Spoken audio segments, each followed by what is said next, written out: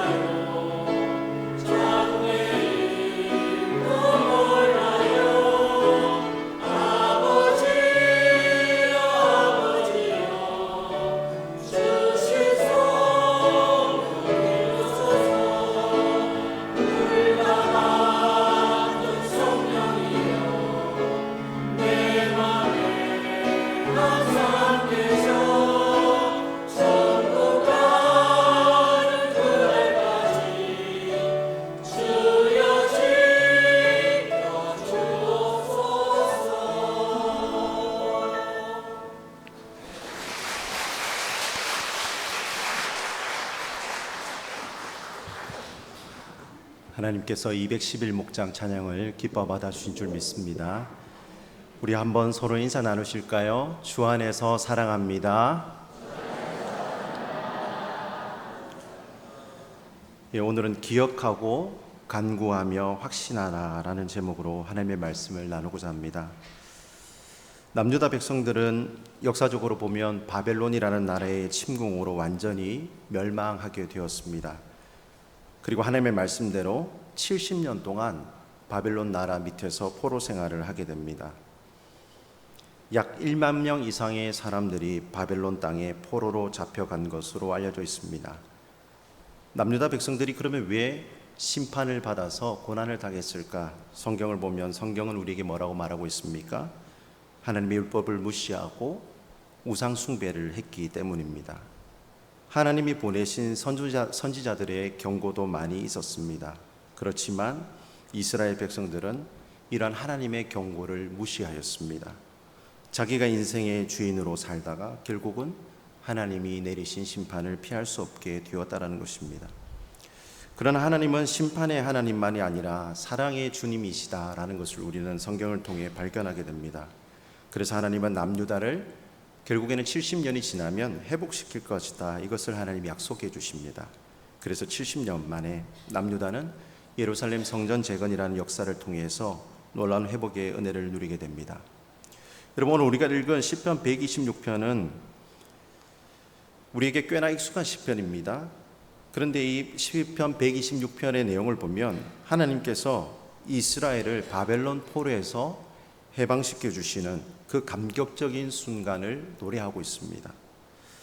여러분, 오늘 이 말씀을 통해서 우리의 현실을 좀 보기를 원합니다. 올해는 대한민국 광복 80주년의 해를 맞이하는 시기입니다. 광복절이 이틀이 지났지만 우리가 주의를 경험하면서 우리의 현실을 하나님 뜻에 어떻게 맞출 수 있을까? 우리의 삶을 어떻게 하나님 뜻에 맞춰서 살아갈 수 있을까? 이것을 좀 살펴보기를 원합니다. 먼저는 우리가 기억할 것이 있는데 그것이 무엇이냐면 하나님께서 베풀어 주신 과거의 구원의 은혜를 기억해야 합니다. 오늘 시편 말씀은 우리에게 중요한 교훈을 전합니다. 말씀드린 대로 하나님께서 바벨론 포로에서 이스라엘 해방시켜 주신 것, 그 과거의 구원을 기억하라라는 것입니다. 이스라엘 백성은 우상 숭배로 인해서 하나님의 심판을 받았습니다. 그래서 예루살렘 땅이 어떻게 되었겠습니까? 다 폐허가 되었습니다. 멸망했습니다. 많은 사람들이 포로로 잡혀갔습니다. 우리가 잘 아는 다니엘도 끌려갔고요. 좀 얼마 몇 년 뒤에 에스겔이라는 사람도 제사장도 끌려갔습니다. 바벨론은 예루살렘에서 바벨론까지 거리를 보면 직선 거리로 1000km가 넘는 걸로 알려져 있습니다. 당시의 고대의 교통의 그 요충지로 생각해 본다면 1500km가 넘는다라고 이렇게 알려져 있습니다. 굉장히 먼 땅입니다. 서울과 김해를 왕복으로 왔다 갔다 하는 거리 정도가 넘습니다. 인간의 힘으로는 벗어날 수 없는 절망의 거리, 그것이 바로 포로의 길이었습니다. 절망적인 포로 생활을 하고 있는 그들에게 하나님이 에스겔 선지자를 보내시죠. 그런데 에스겔 선지자가 하는 말이 뭡니까? 너희들 지금 포로로 이 땅에 끌려온 거 너희들이 잘못 살았기 때문이야.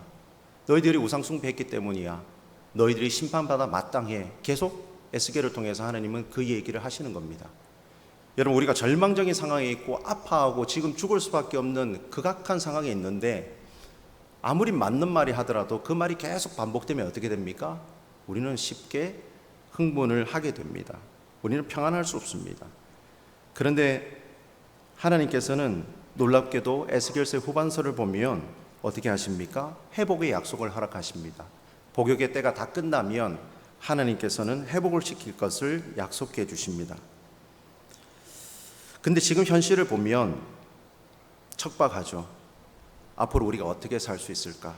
지금은 우리가 포로인데 이런 현실을 보기 때문에 불안하고 좌절에 빠질 수밖에 없습니다. 그런데 어느 날 기원전 538년에 페르시아 왕이죠. 바사 왕 고레스가 명령을 내립니다. 칙령을 내리는데 그것이 뭐냐? 이스라엘 백성들이 남유다로 돌아갈 수 있다라는 해방의 메시지였습니다. 야, 우리도 이제 살았구나. 유다 포로들에게 고국으로 돌아가라는 왕의 명령이 떨어진 것입니다. 남유다는 그렇게 조국의 해방을 경험하게 되었습니다. 그 순간이 너무나 믿기지 않아서 시편 기자는 그 순간을 회상하면서 이렇게 기록하고 있습니다. 우리는 꿈을 꾸는 것 같았다. 우리는 꿈꾸는 것 같았다. 이 126편 1절에 이렇게 묘사가 되어 있습니다. 사람들의 입에는 웃음이 가득했고 혀로는 하나님을 찬양했습니다. 문나라들조차도 여호와께서 그들을 위하여 큰 일을 행하셨다라고 인정을 했습니다. 지금 이 126편을 쓴 시인은 지금 과거에 하나님께서 주신 구원의 은혜를 지금 생생하게 그렇게 회상하면서 기억을 하는 것입니다. 여러분, 우리 대한민국의 강복도 머나먼 80년 전의 이야기지만 많은 분들의 헌신 속에서 찾아온 하나님의 선물이다라고 우리가 그렇게 감히 고백할 수가 있습니다. 여러분, 우리 교회와 가까운 김해교회 얘기를 좀 하겠습니다. 아시는 분들은 다 아실 것입니다. 김해교회는 일제시대에 세워진 교회입니다. 역사와 전통이 있습니다. 고 배성두 장로님이 세운 교회가 바로 김해교회입니다. 근데 이 장로님이 약방을 운영하였습니다. 어느 정도 또 부를 축적하고 나면 주님의 몸된 교회를 위해서 잘 섬겨 나가셨습니다. 그런데 이 장로님의 아들 중에 배동석이라는 아들이 있었습니다. 이 아들이 공부를 잘했던 것 같습니다. 열심히 공부했고 나중에 요즘으로 치면 연세대 의대에 들어갔습니다. 그런데 어느 날 조국이 힘들다라는 것을 알게 되었습니다. 우리나라가 일제치하에 있다 보니까 이렇게 있으면 안 되겠다라고 생각을 하고 독립운동을 하러 나갔습니다. 어떻게 되었겠습니까? 일제 경찰에 체포됐습니다. 고문받았습니다. 그리고 고문 후유증으로 시달렸습니다. 그러다가 하늘의 부름을 받고 천국에 가게 되었습니다. 그분이 바로 배동석 열사입니다. 오늘날 우리는 왜 의대를 가는가? 라고 질문한다면 우리의 답은 정해져 있을 겁니다. 그런 걸 한번 생각해 보게 됩니다. 그리고 이 배동석 열사라는 분의 여동생이 계셨습니다. 이분 이름이 배철래 여사입니다. 이 배철래 여사는 당시 여러분 우리나라의 이민 1세대 하면 이민 1세대가 간 나라가 어디입니까? 미국입니다. 그리고 이민 1세대가 간 곳이 바로 이 미국의 하와이입니다. 오늘날 우리 하와이에 왜 가죠? 신혼부부들 여행하러 가시죠. 휴양지로 가시죠. 그 음악 나가고 라라라 이렇게 하면서 이제 가시는 곳이 하와이인데 당시에는 가난을 피하시기 위해서 그저 생명을 이어가기 위해서 자고 일어나시면 내 옆에 동생이 이름 모를 질병에 걸려서 죽기도 하고 아버지 어머니가 가난 때문에 힘겨워했기 때문에 먹고 살려고 하와이로 가셨습니다. 1902년 100명이 넘는 분들이 나가사키를 거쳐서 하와이로 갔습니다. 그곳에서 내렸을 때 아무도 아는 사람도 없었고 정말로 낯선 그 땅에서 그들이 해야 됐던 일은 사탕수수 밭에서 하루에 적어도 8시간에서 10시간 넘게 일을 하는 것이었다라고 알려져 있습니다. 그런데 하와이의 이 이민 노동자들은 고국이 너무 그리웠습니다. 그래서 생각해낸 게 뭡니까? 바로 우리가 모여서 이 젊은 시절 우리가 하와이 오기 전에 찍었던 이 사진들 우리가 다 모아서 저 대한민국 땅에 보내자. 그럼 이 사진 보고 우리에게 시집 오려고 하는 처자들이 있지 않겠느냐. 그래서 사진을 진짜 대한민국에 보냈습니다. 그 사진을 보고 하와이로 달려간 여성들이 바로 오늘날 우리가 흔히 부르는 사진 신부입니다. 김해 교회를 세우신 이 배성도 장로님의 딸 중에 한 분이 바로 이 배철래 여사. 배철래 여사가 이 사진을 보고 하와이로 간 것입니다, 여러분. 근데 가보면 어떻습니까? 사진하고 실물이 같았겠습니까? 뭐 같으면 감사한 것이지만 그렇지 않을 수도 있겠죠. 그렇게 힘들게 하와이에 와서 살면 어떻게 됩니까? 잘 먹고 사탕수수 밭에서 열심히 일해서 성공해야 됩니다. 그런데 여러분, 이 사탕수수 밭에서 뜨거운 태양을 이기면서 번 돈으로 우리나라의 독립운동가들의 독립자금을 대었습니다. 오늘날 우리는 돈을 왜 벌고 있습니까? 라는 질문에 대해서 한번 생각을 해봐야 될 대목입니다. 중국의 많은 사람들은 총에 칼에 무기를 들고 또 항일운동을 했습니다. 어떤 지식인들은 우리 글을 살리기 위해서 말모이라는 것을 하면서 또 문화적인 또 독립운동을 했습니다. 많은 각계의 분야의 헌신과 땀과 눈물이 있었기 때문에 오늘 우리는 여기 서 있는 줄 믿습니다. 여러분, 우리가 잘나서 서 있는 이유도 있겠지만 하나님이 이스라엘 백성을 살리셨듯이 우리 조국을 살리신 것은 많은 분들의 헌신과 기도와 땀이 있는 것입니다. 우리는 그것을 기억해야 됩니다. 여러분, 우리가 간구해야 될 것이 있습니다. 두 번째입니다. 무엇을 간구해야 되느냐? 현재의 회복을 간구해야 됩니다. 여러분, 와디라는 말을 들어보셨습니까? 와디는 우리말로 건천이라는 말입니다. 마를 건자를 써서 말라있는 하천이라는 뜻입니다. 평소에는 물이 없어서 마른 땅입니다. 자갈이 막 드러나기도 하고 갈라져 있는 흙의 그 균열이 그대로 보입니다. 그런데 하나님의 은혜를 부어주셔서 우기가 되어서 폭우가 내리면 그 마른 땅은 협곡의 계곡을 이루고 강물이 넘치는 그 놀라운 역사를 보여주는 것이 바로 와디입니다. 이스라엘 백성들 바벨론에서 해방돼서 조국으로 돌아왔습니다. 그런데 현실은 어떻습니까? 처참합니다. 예루살렘은 마치 물개 하나 없는 와디처럼 황폐해졌습니다. 시장도 없었을 것이고 학교도 없었을 것이고 가난과 질병만 가득했을 것입니다. 함께 힘을 모은 동력자들이 절실히 필요한 상황이었습니다. 그런데 그들은 그러한 절망의 현실을 바라보면서 그저 한숨만 쉬었던 것이 아니었습니다. 하나님께 기도하면서 현재의 회복을 간구하였습니다. 그래서 우리 시편 126편 4절 말씀 함께 읽겠습니다. 126편 4절입니다. 여호와여, 우리의 포로를 남방 시내들 같이 돌려보내소서. 남방 네게부 지역은 사막 지역으로 알려져 있습니다. 그런데 그 사막에 하나님께서 비를 허락하여 주셔서 그곳이 강물이 되고 시내가 되어서 하나님의 포로를 이 땅 조국으로 보내달라고 그렇게 기도하고 있는 것입니다. 하나님은 사람을 통해서 일하시지 않습니까? 그러니 여기에 필요한 인재들도 보내주시고 노동자들도 보내주시고 기도의 믿음의 사람들도 보내주시고 하나님이 여기 시내를 이룰 수 있는 믿음의 훌륭한 사람들을 좀 보내주십시오. 그렇게 인적의 영혼들을 달라고 기도하고 있는 것입니다. 그래서 이스라엘 백성들은 사막의 황량함만 바라보지 않았습니다. 마른 땅과 자갈만을 바라보지 않았습니다. 하나님 주시는 가능성을 보았습니다. 하나님이 부어주실 풍성한 넘치는 그 강물의 은혜를 바라보았습니다. 여러분, 이것이 바로 믿음입니다.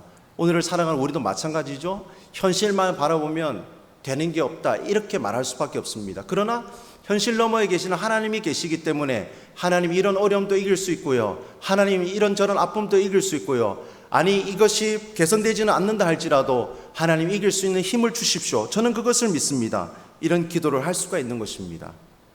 이런 믿음이 있어서였을까요? 이스라엘은 예루살렘 성전을 하나님 은혜 가운데 복구할 수 있었습니다. 예루살렘 성전은 약 20년 동안 건축이 되었습니다. 그런데 여러분, 이스라엘 역사를 보면 예루살렘 성전이 세워지는 게 순탄했습니까? 그렇지 않습니다. 이방인들의 방해로 인해서 16년 동안에 건축이 중단되었습니다. 거의 약 4년에 걸쳐서 예루살렘 성전은 세워지게 되었습니다. 현실의 회복을 위한 기도, 이 간구가 있었기 때문에 하나님이 이를 감당하면서 예루살렘을 회복시킬 수 있는 역사를 경험하게 된 것입니다. 여러분, 1945년 우리나라 해방, 감격스러운 순간입니다. 그런데 우리가 보고 있는 해방의 그 사진들은 8월 15일의 사진은 아니라고 알려져 있습니다. 일본 천황이 우리의 패배를 인정한다는 걸 명확히 메시지로 전하지 않았습니다. 열광들이 우리에게 요구한 합의사항을 이행하겠습니다라는 메시지를 전했습니다. 당시에 이 천황의 메시지는 라디오를 타고 전파되었기 때문에 주파수가 약한 곳에서는 들리지 않았을 것이고 많은 사람들이 이게 무슨 말인가 하면서 아리까리하게 생각했다라고 알려져 있습니다. 그런데 독립운동가들은 서대문 형무소를 중심으로 해서 8월 16일에는 그 문을 박차고 다 나가게 되었습니다. 그래서 우리에게 알려진 독립운동의 그 광복의 사진은 8월 16일 사진입니다. 우리에게 해방은 그렇게 감격스럽게 왔지만 우리나라의 현실은 어땠습니까? 북한은 소련이 점령을 하게 되었고 우리 남한은 미국이 맡게 되어서 신탁 통치로 어려운 갈등을 경험하게 되었습니다. 생산시설이 멈춰섰습니다. 먹고 살 게 없습니다. 극심한 물가 불안도 경험했고 식량 부족, 많은 질병 등으로 어려움을 겪었습니다. 살 집이 없었고요.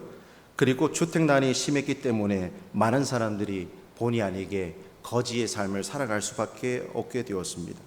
그때 우리 선배들이 포기했으면 지금 우리는 없겠죠. 그런데 우리 선배들은 하나님께 기도하면서 신앙을 지키면서 하나님 우리 땅을 회복시키고 도와주십시오. 그렇게 부러지셨던 것입니다.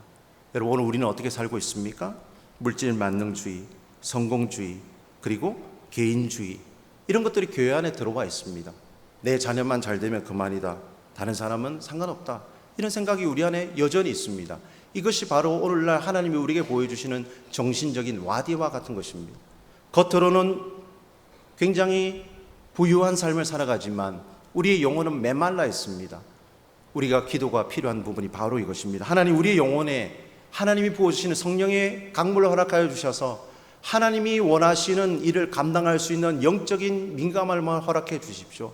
하나님이 우리에게 원하시는 하나님 일을 감당할 수 있는 생수의 은혜를 부어주십시오.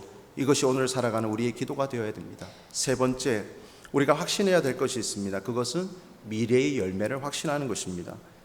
말씀드린 대로 해방 직후 우리나라는 극심한 혼란을 겪었다고 알려져 있습니다. 그런데 한국교회는 어려운 이웃을 도우면서 사회 재건에 앞장서는 헌신을 보여주었습니다. 한마디로 우리 선배 신앙인들은 눈물의 씨앗을 뿌리는 삶을 살았다, 이렇게 표현할 수가 있습니다. 많은 분들이 계시지만 여러분, 해방 이후 그리고 유교를 겪으면서 장기려 박사라는 분이 있습니다. 부산에 정착한 장기려 박사님, 어떠한 일을 하셨는지 여러분이 아마 더 잘 아실 것입니다. 그 중에 하나는 호주 선교사님들과 협력하여서 일신기독병원을 세웠고 가난한 환자들을 위해서 청십자 의료협동조합을 설립했습니다. 우리가 그분의 역할 때문에 오늘날 우리는 의료보험의 그런 혜택을 누리고 있는 것입니다. 의료의 문턱을 낮춰서 많은 사람이 의료 혜택을 누릴 수 있게 한 선구적인 신앙인, 바로 그분이 장기려 장로님이었습니다. 여러분, 부산에는 일신여자중학교가 있지 않습니까? 여자중학교, 여자 중학생들이 뭘 할 수 있을까? 이런 질문을 할 수 있습니다. 그런데 1919년 3.1운동 당시에 3.1절은 아니었지만 그 만세운동의 일환으로 이 여학생들이 일제 경찰을 피해서 커튼을 치고 불빛이 새어나가지 않을 정도로 철저하게 보안을 유지하는 가운데 천을 잘라서 태극기를 만들었고, 그 태극기를 만들어서 좌천동 거리에 나가서 독립운동을 하였습니다. 바로 여성입니다. 하나님의 복음으로 무장된 여성이 하나님의 도구로 쓰임받았습니다. 현실만 바라본다면 아무것도 할 수 없습니다. 그런데 미래의 열매를 바라보면서 내가 고난당할 수 있고 고문당할 수 있고 어려움당할 수 있지만 하나님 우리를 통해서 열매를 허락하실 것이고 저는 그것을 믿습니다 라는 결단과 각오가 있었기 때문에 밖에 나가서 하나님의 이름으로, 복음의 이름으로 독립을 외쳤던 것입니다. 여러분, 오늘 말씀을 보면 이스라엘 공동체도 마찬가지지 않습니까? 미래를 위해서 이스라엘 재건을 다짐하면서 지금 열매를 바라보고 있습니다.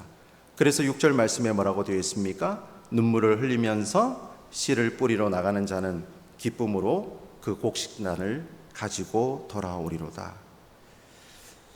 현실만 바라보면 아무것도 할 수 없지만 하나님 주시는 열매에 대한 확신이 있으면 뭐라도 뿌릴 수가 있는 것입니다. 여러분, 우리 시편 126편 6절 함께 한번 읽어보겠습니다. 6절입니다. 울며 씨를 뿌리러 나가는 자는 반드시 기쁨으로 그 곡식단을 가지고 돌아오리로다. 아멘. 이 말씀은 우리에게 현재의 희생과 헌신이 결코 헛되지 않을 것이라는 확신을 줍니다. 여러분, 시인 중에 유명한 분 아시죠? 이육사라는 시인. 이분이 본명이 있음에도 불구하고 왜 이육사라고 불렸습니까? 맞습니다. 우리 전명숙 집사님이 대답을 해주시네요. 재수번호였습니다. 수임번호가 264번이었습니다. 제가 알기로는 이분은 1944년도에 돌아가셨습니다. 조국의 강복을 보지 못했습니다. 이분의 식구 가운데 한 단어가 있습니다. 광음이라는 단어를 쓴 시가 있습니다. 그 한 단어입니다. 빛광자의 그느름자입니다. 세월의 덧없음. 하나님이 이분은 믿음의 사람은 아니지만 우리의 표현으로 바꿔본다면 하나님, 광복은 올 것 같지 않은데 언제까지 우리에게 이렇게 세월의 덧없음과 이 아픈 시간만 지나게 하시려 합니까? 너무나 힘듭니다. 그래서 그 시에서 광음이라는 단어로 표현했습니다. 그냥 그렇게 하루하루가 흘러가는 건 아닙니까?